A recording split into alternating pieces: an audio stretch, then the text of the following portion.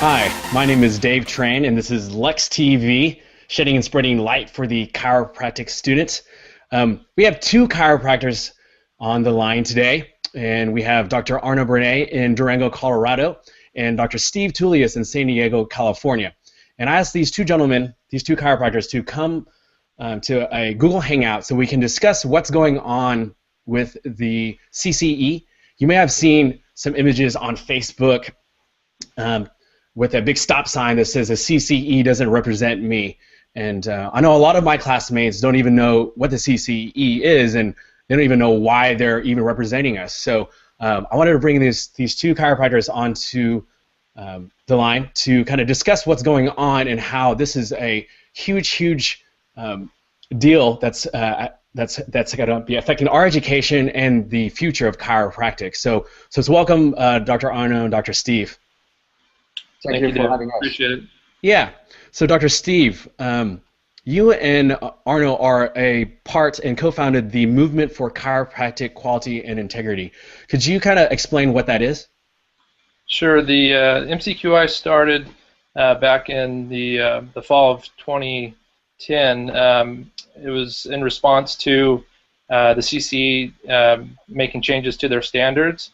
And at that time, Dr. Jerry Klum and others really alerted the profession to what was going on, that the CCE was making some drastic changes to their standards, removing subluxation from the standards and making other big changes that would affect the future of chiropractic as we know it.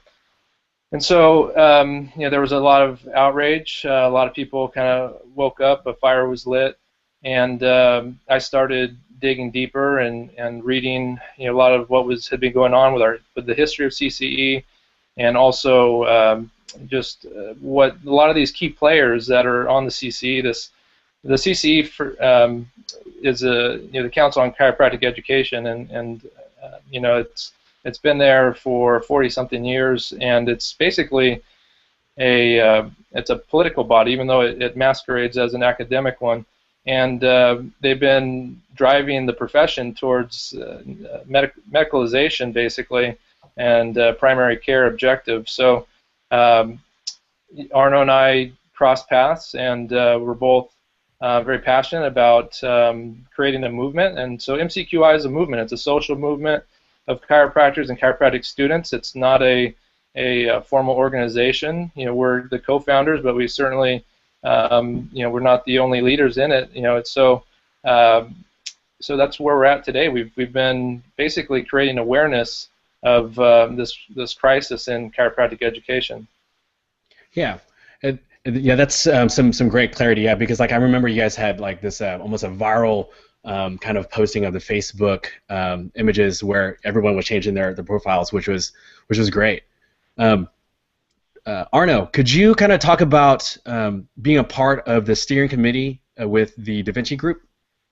Well, the Davinci Group was formed in January of 2011, I believe, right after the CCE business meeting in Phoenix, Arizona.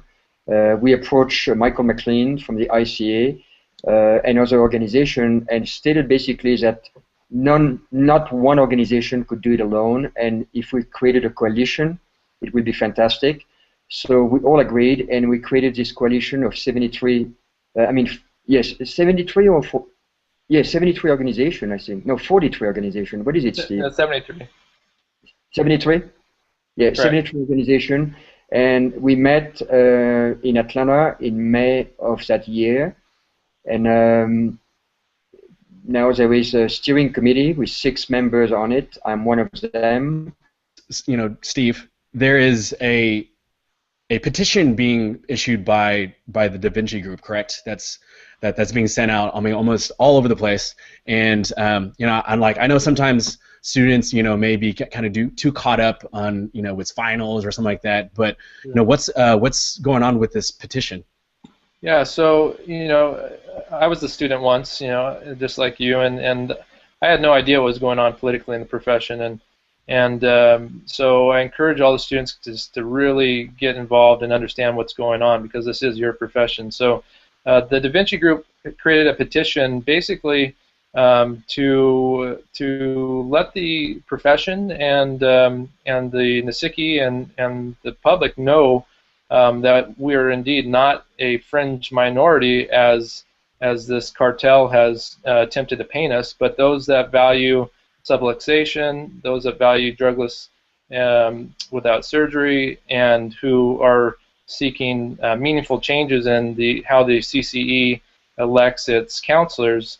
We're standing up and getting a count of that, through this petition, and we have some pretty, great numbers right now, and it continues to rise. And so, all this, the recent studies out there all show, 80% or more of chiropractors want to retain the term subluxation. It's their primary focus. Yet we continue to be painted as this fringe, which is just, not true. So that's what the petition is. It's for all chiropractors and students to really, be counted. Yeah, absolutely. Hey, Arno, what could a student or a chiropractor that's that doesn't feel like they can have make an impact, like what would you suggest to them about what's going on with the CCE? Well, when I was a student, obviously you have a lot of study to do, and you don't have that much time to put into looking at the political situation. However, I always had an awareness as a student as to what was going on in the profession politically without getting involved deeply into it. And I believe that students need to have some awareness as to what is driving their education, so they can spend some time getting informed by looking at different websites, things that are posted on MCQI, things that are posted on the Federation of Variable Subluxation, on the CCE website, and get informed and realize that the CCE was an organization that was founded from the very start on a loss of integrity. It was founded on a breach of integrity in an agreement that they made with another accrediting agency. And then it lacked integrity to its governance organization that basically created a dictatorship that was impenetrable by other factions of the profession. And then it lost integrity again when it removed, in a malicious manner, accreditation to Life University in order to harm that school that was the largest school in the country. So the history of the CCE shows that that organization in and of itself was based and founded and continued to operate without integrity. And I think the students need to know that as Steve mentioned, it is more a political action body than an educational body.